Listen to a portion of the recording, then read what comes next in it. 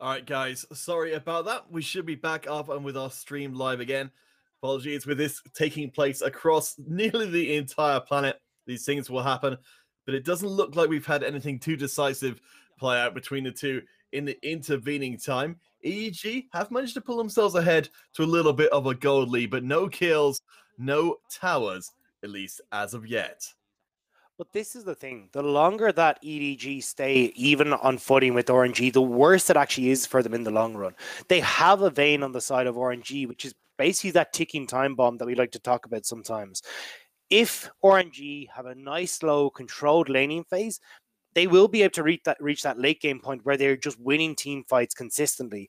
It's on EDG to make these early plays, and that's why we're seeing the likes of Harrow and Scout try and get down to the bottom lane, catch Uzi and Ming out underneath their turret, but they aren't able to do so. There's just too much vision control right now for RNG, and EDG haven't been able to find a way of removing that properly from the map.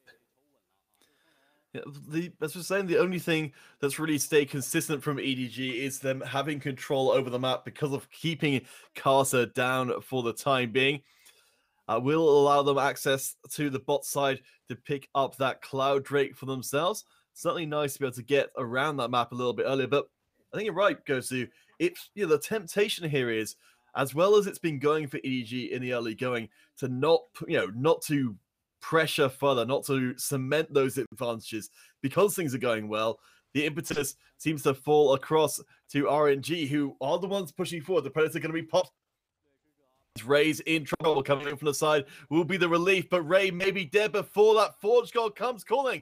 The first blood will fall down. Immediate teleport being deployed as Kaza traded back in kind. Now into the middle of the fight. The Demon Flare going to be popped, and it will surely spell the end of the Argo, but no, Harrow the ones go down. Let me trade it. So two apiece, but Xiaohu out of gas coming in from the side will be Mako as well. That Speed Shrine being the saving grace of the RNG mid laner. Also, the Never Move going to go wide. Zhao Hu trying to race away. Here comes the Braum, gets the slow. There's no way out. And Mako the one to turn it finally to EDG's advantage.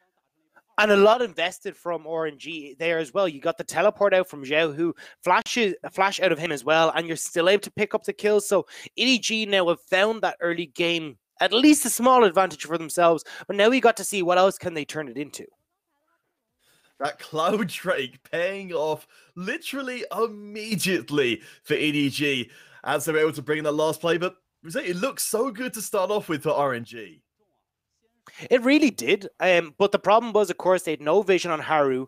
Lissandra has no pressure in that mid lane either, so it's very easy for EDG to collapse on this, and once you've got that man advantage there, even if it's one goes down nice and early, there's still a lot invested to try and take down that big tanky Ornn, which means that at this stage, you can see the rest of them, it's too late. They're already dead.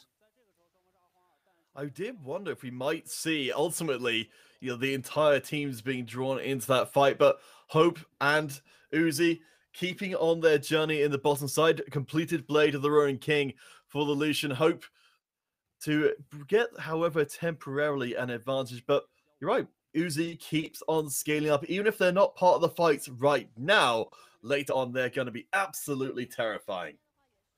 And that's the thing, is that you're never going to see Uzi leave this bottom lane for as long as possible. He wants to stay here. He wants to keep farming up. And once he's toe-to-toe with Hope on that CS, it's actually a net win for RNG. Don't forget, they're in the lane that should be pressuring. EDG have what was known for the longest time as like the strongest lane, the Lucian Braum lane. It's renowned for the sinking and combination that they can run through. Words can be tough at this stage, but they're just so strong. And yeah, but here we go. Explosive cast looks for the engage, doesn't quite stick, but EDG are still going to be aggressive onto Ray. Has got so much health, but Scout being chased at the back of the fight. Does have the ultimate, but can't quite get through the fight. Though health bars are low on RNG. The punch coming in. Haru trying to lock down Xiaohu again, who does not have that flash available. It's still on that long cooldown. Haru will receive a visit from the other surviving members of RNG, though. As we see Let Me, that Argo goes under the tower and survives. RNG win out that fight with Hope, the only one left standing. And I'm incredibly surprised RNG were the winners in that scenario. When you look at EDG's lineup, like the Jin Zhao, you've got the Lucian there as well, who's got that Blade of the Rune King completed. This is the team that you expect to be able to dish out the damage. Instead, though, RNG find the pick at the start of the fight and find the team fight victory when they really had no right finding that win. Well, as we can see here, the initial explosive cast, it looked good, but it didn't, cement the engage. It still went forward, though. Yeah, you can see here the Call of the Forge God ends up being missed by Ray, which is kind of the big factor in this, which means that now they're able to turn onto him. Ray is forced completely out of this fight, and as well, Scout gets cornered off on the side with a nice condemn from Uzi. As you're looking at Jin Zhao forcing Uzi out of the fight, it's actually the top side of the screen that I'm most interested in. It's where you're looking at, Braum being caught out.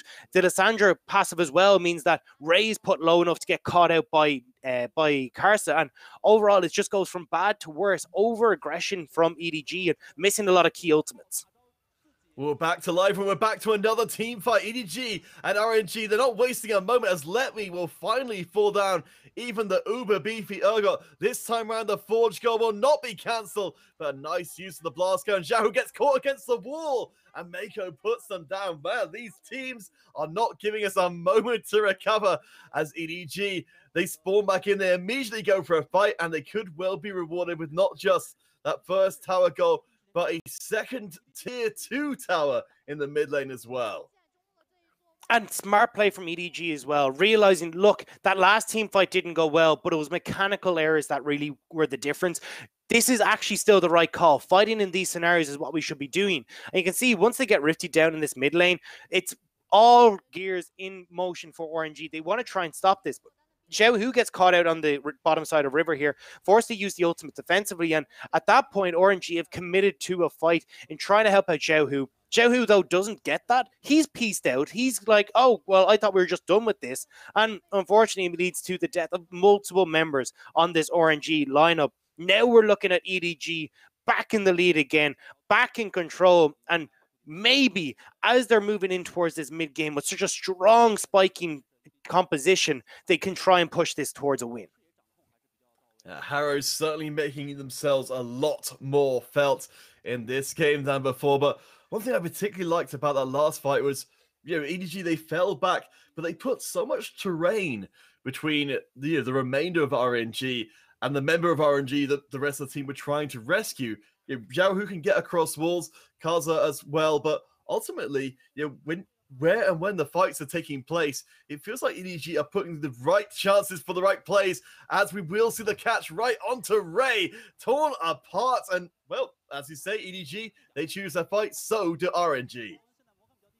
And you can see this was so well executed across the map. RNG going for a play in the top side. Let me completely abandon that bottom lane turret. Is like, look, if that's going to be the case that we're going to get the advantages on the top side, I need to make sure that I'm not giving over stuff on the bottom side of the map.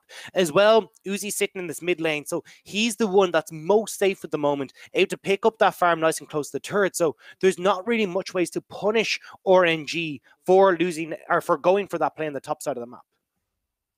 Yeah, while it was all going on, EDG stay very firmly ahead as far as towers goes. But yeah, RNG, so you've seen it before during the Demacia Cup, teams knowing that they can't win a direct fight can at least find